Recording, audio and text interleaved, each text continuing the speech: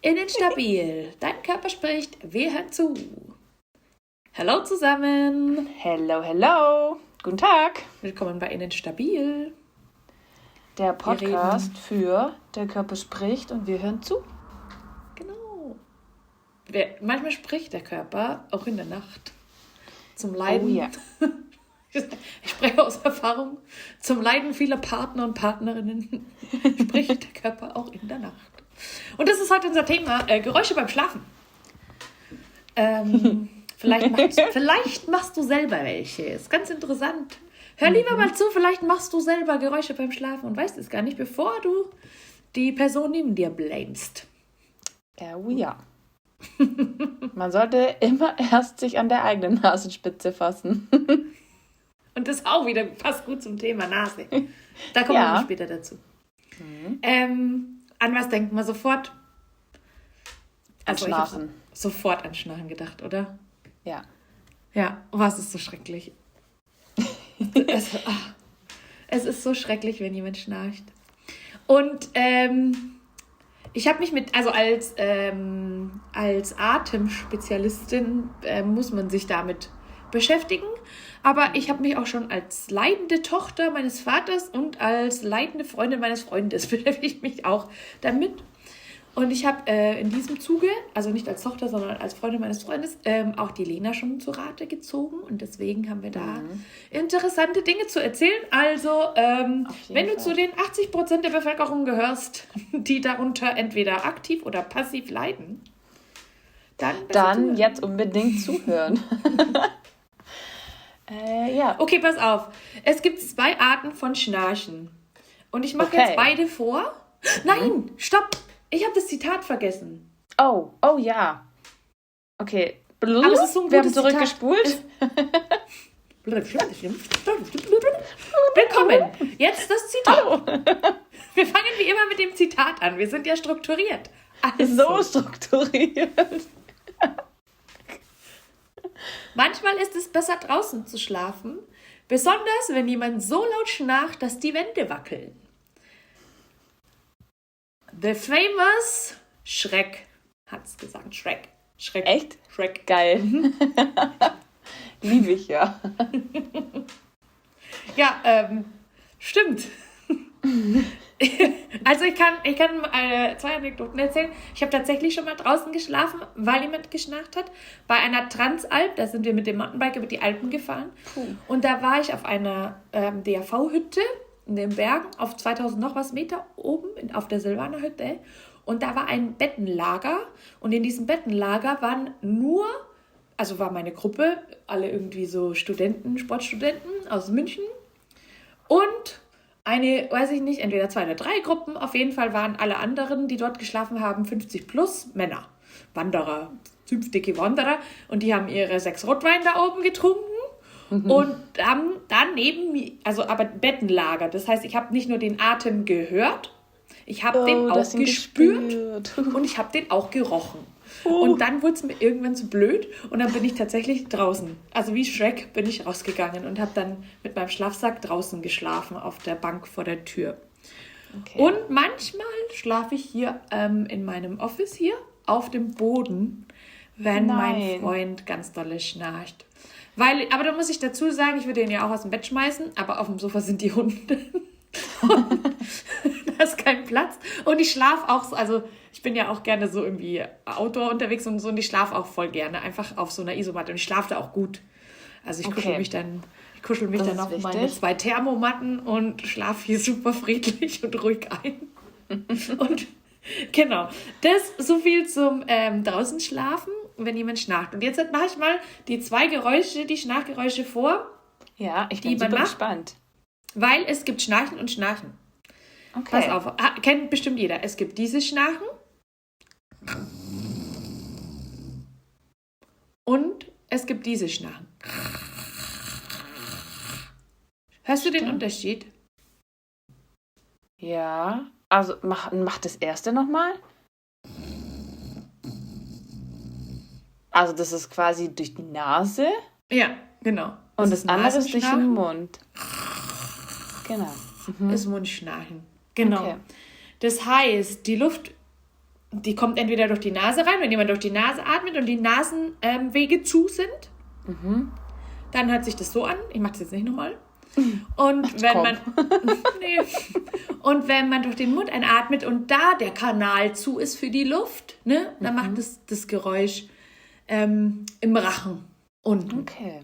Deswegen zum Beispiel die Mundschnarcher, das ist mein großes Glück. Ich kann dann sagen, hey, Schatz, dreh dich auf die Seite. Und wenn der sich auf die Seite dreht, schnarcht er nicht mehr. Manchmal wechselt er dann ins Nasenschnarchen, dann habe ich Pech gehabt. Aber dann ist der Moment gekommen, wo ich ins Büro gehe. Aber genau, weil der Kiefer fällt nach hinten beim Schlafen, ne, wenn man liegt, wenn der sich entspannt. Wenn der Mund auf ist, weil man durch den Mund atmet, dann fällt der Kiefer nach hinten oder die Zunge. Aha, ja. Und dann gibt da hinten das zu. Ja. Und dann kommt keine Luft mehr durch. Und dann fängt man das Schnarchen an. Und bei der Nase sind es verengte Nasenhöhlen, verengte Luftwege. Deswegen werden da manche an den Polypen operiert, oder? Wenn die... Das war irgendwie so ein... Man sagt immer, dass die Polypen, ganz fachlich gesehen, sind es die Adenoide. Als kleiner Side-Fact. Was zum Teufel ist das eine und was ist das andere? Das hat dir der HNO-Arzt erklärt.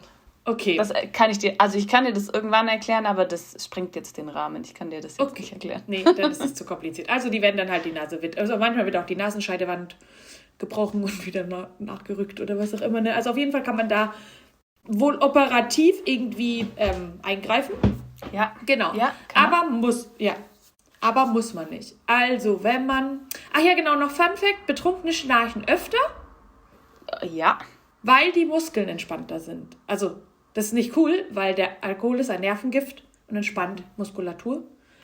Und deswegen sind die auch können nicht mehr so reden. Ja. Und deswegen, schnarcht man da auch schneller. Ja. Das heißt, die Lösung, kein Alkohol. Kein Alkohol trinken, auf die Seite drehen und das Nasenbein brechen, wenn es ist.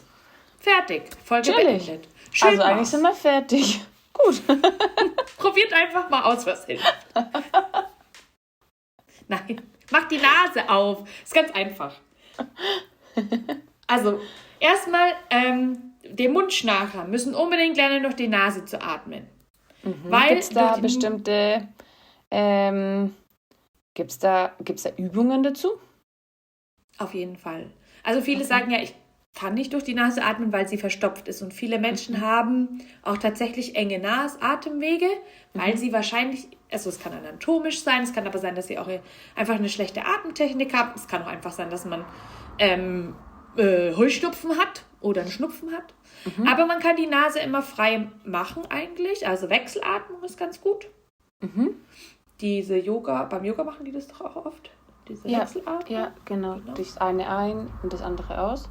Ja. Dann Luft anhalten an die Nase, also kontrolliertes Luftanhalten für ungefähr 30 Sekunden loslassen, 1 Minute atmen, wieder 30 Sekunden, kann die Nase frei, also macht die Nase frei. Wenn man aber eine richtig fertig verstopfte Nase hat, sollte man zum Arzt gehen und schauen, was man da machen kann. Nasenduschen, oft hängt da einfach Zeug drinnen. Also es ist ein bisschen eklig, aber manchmal hängt da Zeug drinnen. Ja. Einmal durchspülen, kann nie schaden. Genau. Ja. Und dann ist es oft auch Atemtechnik. Okay. Also man gewöhnt sich das an, durch den Mund zu atmen. Das ist oft der einfachere Weg. Gestresste Menschen atmen zum Beispiel auch schneller durch den Mund. Ich kenne es von mir selber. Wenn ich Stress habe, atme ich schneller durch den Mund. Atme ich auch falscher, sagen wir mal, dysfunktioneller. Und wenn man sich antrainiert, durch die Nase zu atmen, dann lernt der Körper, weil die Nase ist unser Atemorgan. Der Mund ist zum Reden und zum Essen da und als Reserve zum Atmen. Und die Nase ist eigentlich unser Atemorgan. Das hat ganz viele Vorteile. Es springt jetzt auch den Rahmen. Das kommt in die Schublade von den Polypen. Das machen wir mal anders.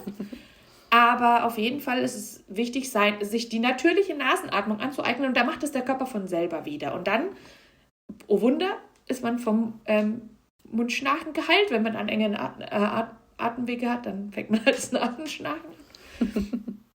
Aber genau, ja. Aber ich glaube, auch das kann man doch, auch wenn man also enge Atemwege in der Nase hat, wenn man das anfängt zu trainieren, so wie wenn man alles im Körper trainiert, dann weiten die sich ja auch. Also umso häufiger ich die Nasenatmung quasi anwende, umso weiter werden die Atemwege, oder? Umso freier wird auch die Nase. Ja. Also ich merke das bei mir zum Beispiel, ich habe mir die Nasenatmung antrainiert seit 3 oder 4 Jahren. Also es hat ein bisschen gedauert natürlich, aber ich hatte ganz viel Heuschnupfen und ich habe diese Rhinitis nicht mehr so. Und ich habe eigentlich immer eine freie Nase. Immer. Ich kann mich nicht mal bei Schnupfen ist die so verstopft wie früher. Also es ist wirklich erstaunlich. Erstaunlich. Genau. Also, liebe Schnarcher, Atemtechnik, Atemtraining machen, Nase frei machen. Genau. Es gibt auch so Tapes für den Mund. Ich finde es so ein bisschen kritisch, sich den Mund zuzutapen. Ja, es gibt aber viele. Ist auch, glaube ich, so ein Trend gerade. Ich weiß nicht, ob man dann sie auch gleichzeitig den Schnurrbart gleich wegmachen kann. Damit es nicht mehr so piekst. Ist ja ein guter Beauty-Effekt noch nebenher. Das ist Geschmackssache, würde ich persönlich sagen. Es gibt auch Tapes, die den Muskel, also die Lippen nur verschließen und nicht den Mund. Also man kann den Mund dann öffnen, aber weil sich im Schlaf die Lippenmuskeln ja entspannen, hält das Tape das zu und man müsste aktiv aufmachen und das macht man in der Nacht nicht. Okay. Genau. Und wenn aber Not am Mann ist, sozusagen, dann könnte man. Und das finde ich gar nicht so schlecht, weil ich finde das ganz komisch. Ja. Also ich aus der logopädischen Sicht gibt es ja auch eine Übung. Erzähl. Oder was heißt eine Übung? Es gibt, wir sind wieder bei der Zungenruhelage. Wir hatten es letzte Folge am Ende schon davon. Vielleicht sind ja wieder ein paar Leute dabei, die unsere erste Folge schon gehört haben und jetzt wieder zuhören und sich denken, ja, ich habe mal drauf geachtet, wo meine Zunge so liegt. Und ich hoffe, es sind ganz viele dabei, die sagen können, die Zunge liegt oben am Gaumen. Also hinter den Schneidezähnen da ist so ein Knubbel.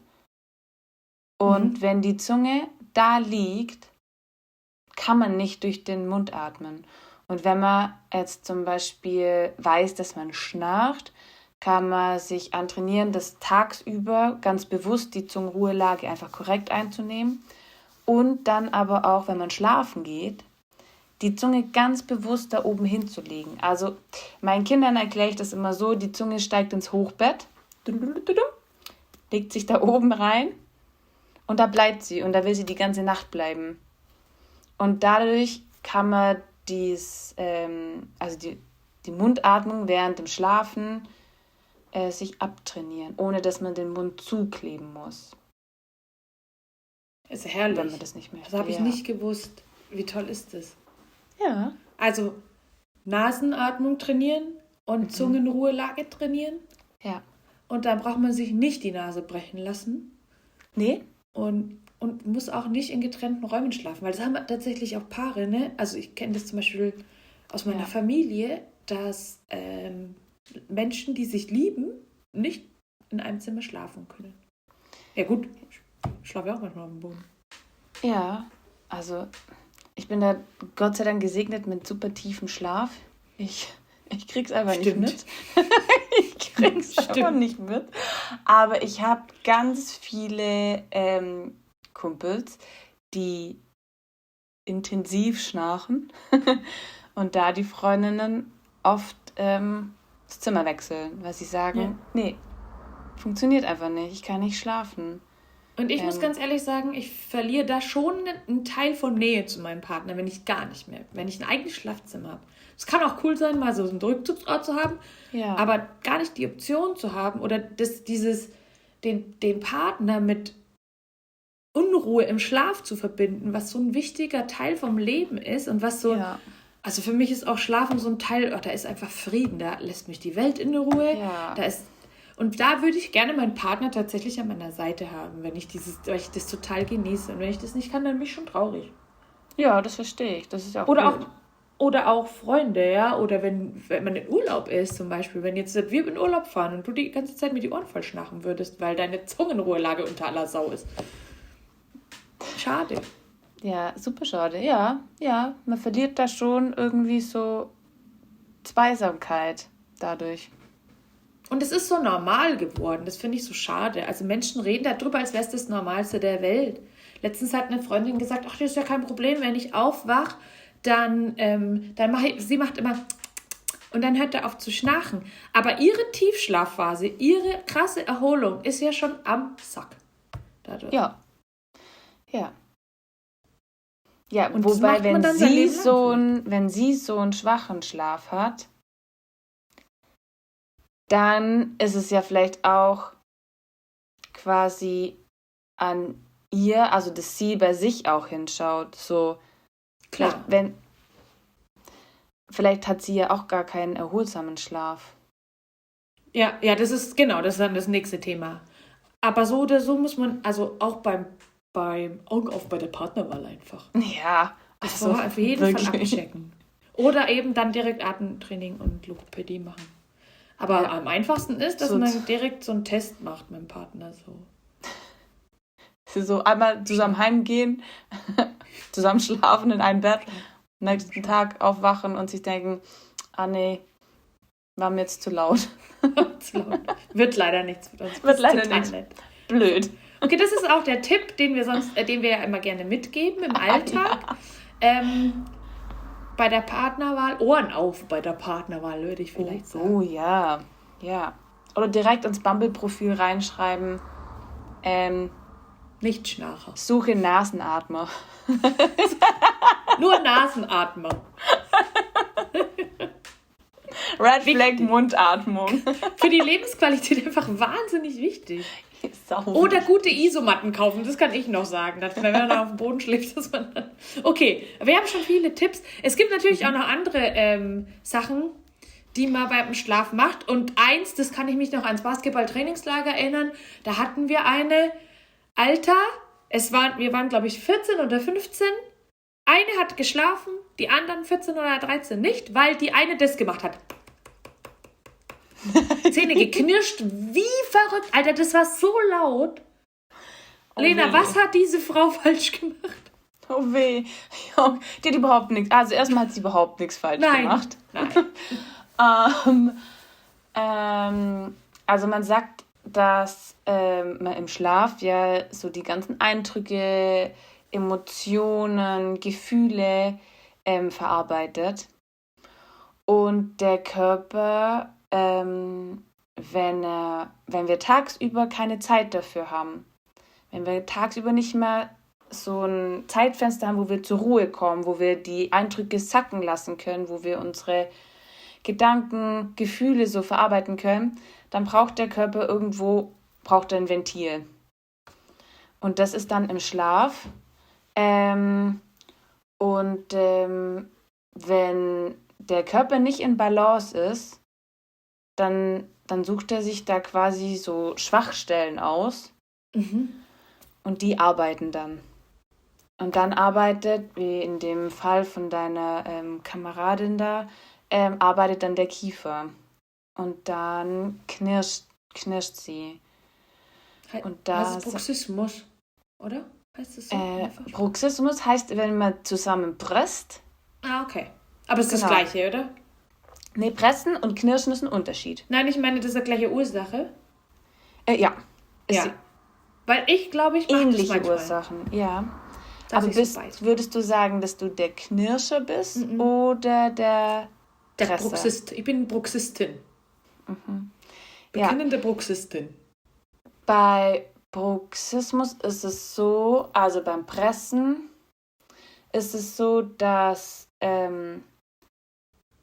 quasi der Oberkiefer aktiv ist und darin fest ist, das sind oft Menschen, die quasi viel familiär verarbeiten müssen, die so ein bisschen, wie soll ich sagen, die die so ein bisschen gefangen sind. Mhm. Und beim Knirschen ist eher der Unterkiefer. Das sind eher so Leute, die nicht still sitzen können, die immer in Bewegung sein müssen, wo ganz viel Umbruch immer da ist. Genau, wo ja, die ganz viel verarbeiten müssen und schnell verarbeiten müssen. Die sind eher so, dass dann der Unterkiefer arbeitet. Sehr interessant. Sehr krass. Super interessant. Ja. Was machen wir da dagegen? Schiene. Also beim Knirschen, also bei CMD allgemein ist es immer wichtig, mit den Kieferorthopäden zusammenzuarbeiten. Und Atemtrainerinnen, Physiotherapeuten, genau. Auch wieder ganzheitlich, oder? Immer ganzheitlich. Und beim Knirschen auf jeden Fall eine Schiene, weil dadurch ja der Zahn einfach abgenutzt wird. Es gibt Leute, die haben richtig krasse Zahnprobleme deswegen, ne? Also, das ist ganz, ganz krass, was das für Auswirkungen auf die Zähne hat.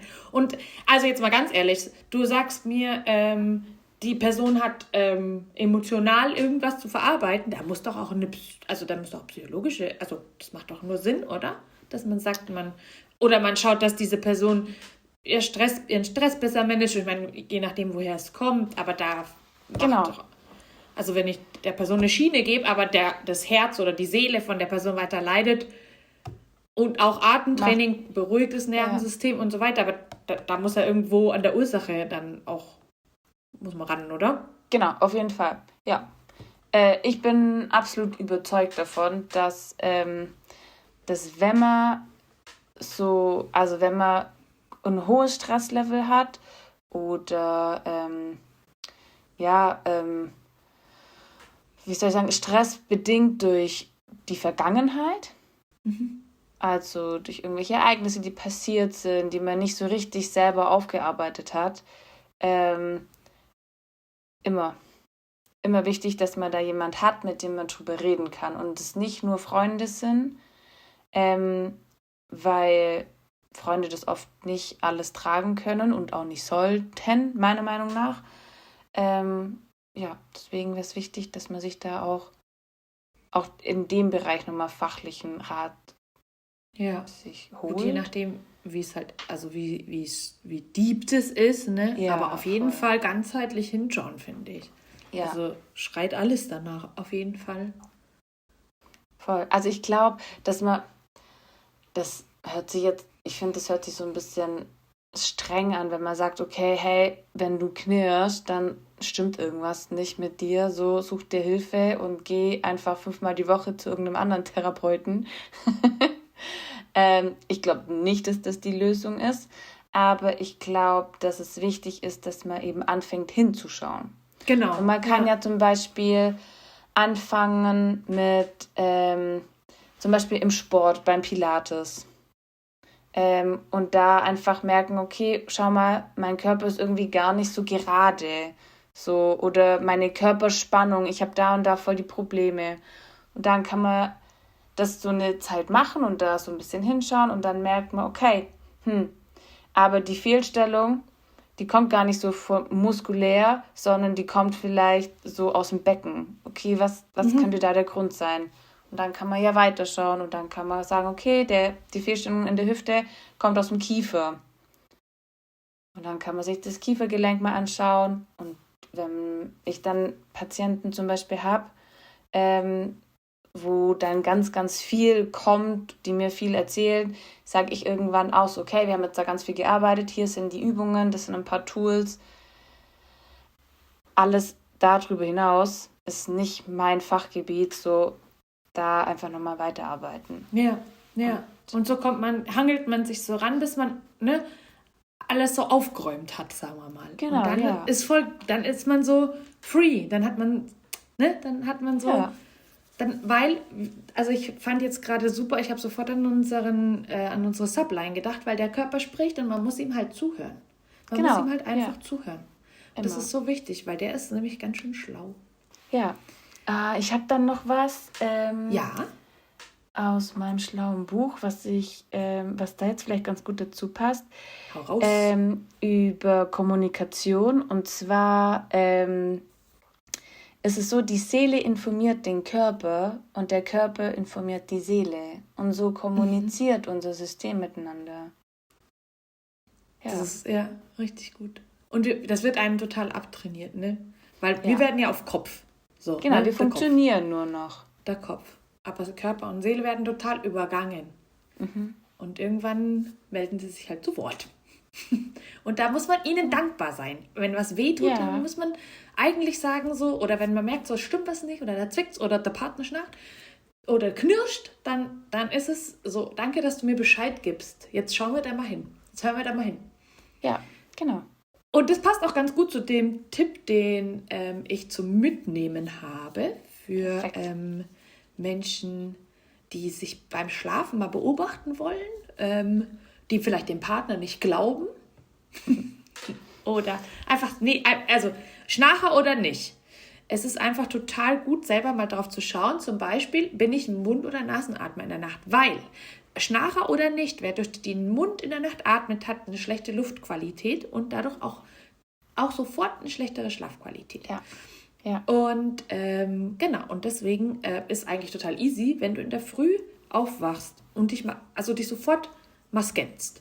Das Erste, was du machst, nicht das Handy nehmen, nimm nicht das Telefon. Nimm dieses Telefon nicht. Nimm nicht das Telefon. Geh mal in dich, check erstmal, habe ich einen trockenen Mund? Und wie fühle ich mich denn?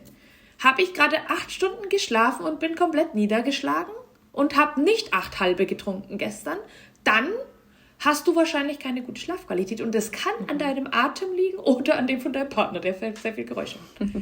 Genau, und da dann einfach gemeinsam oder je nachdem oder auch sich selber beobachten und hinschauen und dran arbeiten, weil wer keine gute Schlafqualität hat, da bin ich ganz fest davon überzeugt, hat keine gute Lebensqualität.